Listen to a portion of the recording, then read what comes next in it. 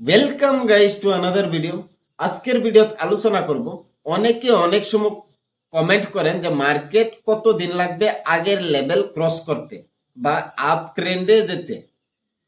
তো দেখুন, আমি অনেক দিন ধরে ক্রিপ্টোকারেন্সিতে ট্রেডিং করি বা অনেকগুলা কয়েনকে আমি হোল্ড করি। তো ক্রিপ্টোকারেন্সি হোক বা স্টক মার্কেটই হোক, সব কিছু চলে সেন্টিমেন্টের উপরে। যদি সেন্টিমেন্ট ঠিক থাকে, মানুষের ভাবনা ঠিক থাকে, তাহলে মার্কেটও ঠিক থাকবে। আর যদি সেন্টিমেন্ট নেগেটিভ হয়ে যায়, তাহলে মার্কেটও নেগেটিভ হয়ে যাবে। বিয়ার মার্কেটে অনেক বড় বড় নিউজ আসলেও কিন্তু সেই নিউজের ইফেক্ট মার্কেটে আসে না। এক্সাম্পল হিসাবে ক্রিপ্টোকারেন্সি বিয়ার মার্কেটে ছিল, বিয়ার ট্রেন্ডে ছিল, নিচের দিকে ছিল, মার্কেটে সেন্টিমেন্ট নেগেটিভ ছিল। সেই সময় অনেক বড় একটা অ্যানাউন্সমেন্ট আসে। এল সালভাডোর একটা কান্ট্রি হয়, সেই কান্ট্রি অ্যানাউন্স করে যে বিটকয়েন লিগ্যাল টেন্ডার করে দিয়েছে সেই কান্ট্রিতে। তার মানে ভারতবর্ষতে যেরকম নাকি রুপিজ দিয়ে আইএনআর দিয়ে যেই কোনো বস্তু আমরা কিনা বেচা করি, সেম এল সালভাডোর কান্ট্রিতে বিটকয়েন দিয়ে, তার সাথে ইথেরিয়াম আরো কয়েকটা কয়েন দিয়ে আপনি যেই কোনো বস্তু কিনা বেচা করতে পারেন, সেই জায়গায় লিগ্যাল টেন্ডার করে দিয়েছে। এত বড় একটা নিউজ আসার পরেও কিন্তু বিটকয়েনে কোনো ধরনের ইম্প্যাক্ট আসে নাই, কারণ সেই সময় বিটকয়েন ছিল একদম নিচের দিকে, মার্কেটে সেন্টিমেন্ট নেগেটিভ ছিল। এই জন্যে আর যদি বুল সাইকেলে থাকে মার্কেট, সেই সময় ছোট্ট একটা নিউজ আসলেও কিন্তু অনেক বড় মুভ দিয়ে দেয় মার্কেট। ক্রিপ্টোকারেন্সি মার্কেটেই হোক বা স্টক মার্কেটেই হোক, এইভাবেই চলে। বর্তমান সময়ে স্টক মার্কেট অনেকটাই নিচে এসে গেছে। যদি আমরা স্মল ক্যাপ ইন্ডেক্স দেখি, 18 থেকে 20% কারেকশন হয়ে গেছে। অনেকগুলা small cap mutual fund 20-22% correction হয়ে গেছে। তো এই সময় অনেক বড় বড় নিউজ আসলেও কিন্তু মার্কেটে অনেক বড় মুভ আশা করা যায় না। গত 6 জানুয়ারিতে একটা অনেক বড় অ্যানাউন্সমেন্ট এসেছে আরবিআই এর তরফ থেকে। গত 5 বছরের মাঝে প্রথমবার আরবিআই রেড কার্ড অ্যানাউন্স করেছে। একটা কমিটি আছে আরবিআই এর, এমপিসি, মনিটারি পলিসি কমিটি। এই কমিটিতে 6 জন সদস্য আছে, আর 6 জন সদস্যই এগ্রি করেছে যে রেড কার্ড দরকার বর্তমান সময়ে ভারতবর্ষতে। তারপর রেড কার্ড অ্যানাউন্স করে।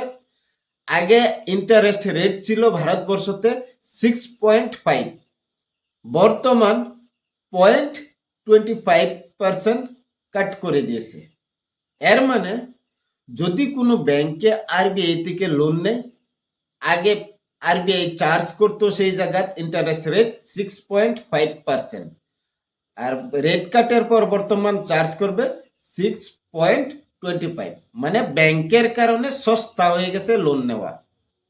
এর মানে যদি পরবর্তী সময়ে ব্যাংকে আরবিআই থেকে লোন নিয়ে কোনো গ্রাহককে লোন দেয়, এক্সাম্পল হিসাবে car loan, home loan, business loan, বা কোনো কোম্পানিকে লোন দিচ্ছে বা পার্সোনাল লোন দিচ্ছে, এই সবগুলা লোনেরই কিন্তু ইন্টারেস্টটা কমে যাবে।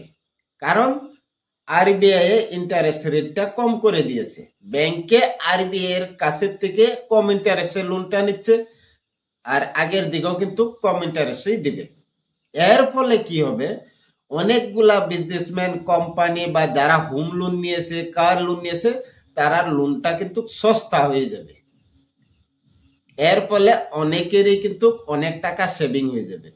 এক্সাম্পল হিসাবে ধরুন, কোনো কোম্পানি যদি আজকের থেকে 2-3-4 মাস আগে লোন নিয়েছে ব্যাংকের থেকে 1,000 কোটি টাকা, তো সেই জায়গায় এক্সাম্পল হিসাবে ধরি যে 6.5 করে লোনটা নিয়েছে, তার মানে 65 কোটি টাকা ইন্টারেস্ট দিতে লাগবে ইয়ারলি। আর বর্তমান সময়ের যদি ক্যালকুলেশনটা করে দেখি, 1,000 কোটি টাকার উপরে যদি 6.25% ইন্টারেস্ট নেয়, তাহলে সেই জায়গায় 62.5 কোটি টাকার ট্যাক্স দিতে লাগবে। তো এরকম ভাবে সবগুলা company, businessman, car loan, home loan, personal loan, সব লোন বর্তমান সময়ে সস্তা হয়ে গেছে। এই ইন্টারেস্ট রেট কম হওয়াতে অনেক মানুষে কি করবে, ব্যাংকের থেকে লোন নেবে। লোনের রেটটা কম আছে, ইন্টারেস্ট রেট কম আছে, তার ফলে এই টাকাটারে ভারতবর্ষের এই কোম্পানিগুলাতেই খরচা করবে। কেউ কার নেবে, কেউ বাইক নেবে, কেউ ফার্নিচার নেবে, কেউ ড্রেস নেবে, এরকম ভাবে কোনো না কোনো কোম্পানির প্রোডাক্ট কিনে তারা এই টাকাটারে খরচা করবে। এর ফলে কোম্পানির মাঝে তো গ্রোথ আসবে, কারণ কোম্পানির প্রোডাক্ট সেল হবে, লং টাইমে কিন্তু কোম্পানির মাঝে গ্রোথ আসবে। কিন্তু এই রেট কাট হলে বস্তু বাহানির দাম লাহে ইনক্রিজ হয়ে যাবে। যেই বস্তুটার দাম নাকি আজকের দিনে 100 রুপিস আছে, হয়তোবা সামনে 6 মাস বা 1 বছর পরে 110 হয়ে যাবে। এটাকে বলে ইনফ্লেশন। সময়ের সাথে সাথে বস্তুর মূল্য বৃদ্ধি হওয়া, এটাকে ইনফ্লেশন বলে। তো রেট কাট হওয়া কোম্পানির জন্য ভালো, ইকোনমিকের জন্য ভালো। লং রানে কিন্তু রেট কাটে বেনিফিট দেয় কোম্পানির গ্রোথের মাঝে, কোম্পানিগুলার উন্নতির মাঝে। কিন্তু আরেক দিকে একটা নেগেটিভ পয়েন্ট হলো ইনফ্লেশন। এই রেট কাট যদি একটা লিমিট ছাড়িয়ে যদি বেশি করে করে দেয় আরবিআই, তারপর কিন্তু ইনফ্লেশন অধিক মাত্রায় কিন্তু বেড়ে যাবে। তো এই কারণে আরবিআই অনেক কম মাত্রায় রেট কাট করেছে, 0.25 বেসিসে রেট কাট করেছে, যেটা নাকি মার্কেটে অলরেডি ফ্যাক্টর ইন করেছে, আগেই করে নিয়েছে। এর ফলে এত বড় একটা নিউজ, গত 5 বছরের ভিতরে প্রথমবার রেট কাট করেছে, তারপরও মার্কেটে কোনো ধরনের পজিটিভ মুভমেন্ট দেয় নাই। ট্রেডিং সেশনকে দেখি যদি পুরা দিনের, সেই জায়গায় একদম মার্কেট নর্মাল বিহেভ করেছে, বেশি একটা উপরেও মুভ দেয় নাই, নিচের দিকেও মুভ দেয় নাই, এক জায়গাতে ফ্ল্যাট ট্রেডিং করেছে সারাটা দিন। তো এই নিউজের ইম্প্যাক্ট মার্কেটে দেখা যায় নাই। যদি লং টার্মের মাঝে দেখি, যদি 1-2-3 কোয়ার্টার পর যদি দেখি, তারপর এই রেট কাটের বেনিফিটটা কোম্পানির মাঝে আসবে। এই যে রেট কাট করেছে, এর বেনিফিট কিন্তু 1-2 দিন বা 1-2 মাসের মাঝে কোম্পানি দেখা যাবে না, কমসে কম 2টা কোয়ার্টার পর এর বেনিফিট কোম্পানির পিএনএল এ আসবে, প্রফিট এন্ড লসের মাঝে দেখা যাবে। তো যারা নাকি কোয়েশন করেন যে মার্কেট কতদিন লাগবে আগের লেভেলে যেতে, তাহলে ধৈর্য রাখতে হবে। মার্কেটে অনেক কিছু চেঞ্জ হচ্ছে। কয়েকদিন আগে বাজেট এসেছিল 1 ফেব্রুয়ারিতে, সেই সময় ফুল ফোকাস করেছে গভর্নমেন্টে কনজাম্পশন সেক্টরে। তো এর বেনিফিটও আমরা বর্তমান সময়ে দেখি নাই যে কোনো সেক্টর বা কোনো কোম্পানি ভালো একটা মুভ দিয়েছে স্টক মার্কেটে। তো এগুলার যা রেজাল্ট আছে কমসে কম 2-3 কোয়ার্টার পর দেখা যাবে। 2-3 কোয়ার্টারের মানে হলো কমসে কম 6 থেকে 9 মাস পর মার্কেটে ভালো কিছু আশা করা যায়। কারণ বর্তমান যেগুলা নাকি অ্যাক্টিভিটি চলতেছে মার্কেটে, বাজেটে এফএমসিজি সেক্টরে ফোকাস করা বা রেট কাট করা, বা সামনের দিকে হয়তো বা আরো কয়েকটা নিউজ আসতে পারে। তো এই সবগুলা মিলিয়ে যদি আমি দেখি, কমসে কম 2টা কোয়ার্টার, 6 মাস বা 9 মাস, এরপর এগুলার বেনিফিট কোম্পানির ব্যালেন্স শিট, তারপর প্রফিট অ্যান্ড লস স্টেটমেন্টে দেখা যাবে। তো সেই সময় পর্যন্ত অপেক্ষা করতে লাগবে। আর বর্তমান সময়ে বেয়ারিশ ট্রেন্ডে আছে, মার্কেট একদম নিচের দিকে আসছে।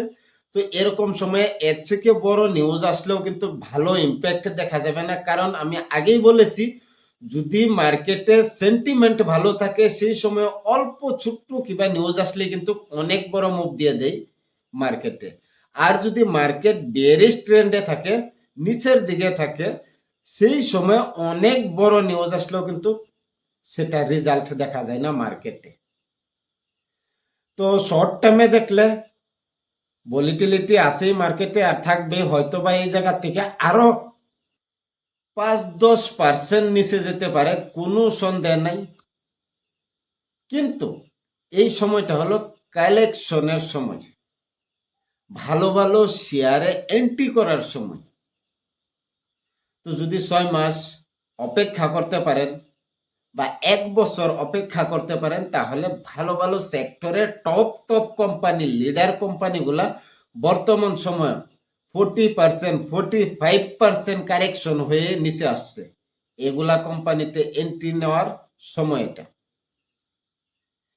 আর মার্কেট পজিটিভ হবে, 100% হবে, কিন্তু টাইম লাগবে।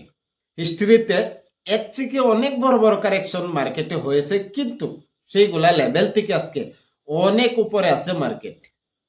তো আজকে যে জায়গাত মার্কেট আছে, এই জায়গার থেকে যদি আরো 5%, 10% নিচে যাই, সেই জায়গার থেকে 26,000 নিফটি ক্রস করবে, 30,000ও ক্রস করবে, 32,000ও ক্রস করবে, কিন্তু টাইম লাগবে।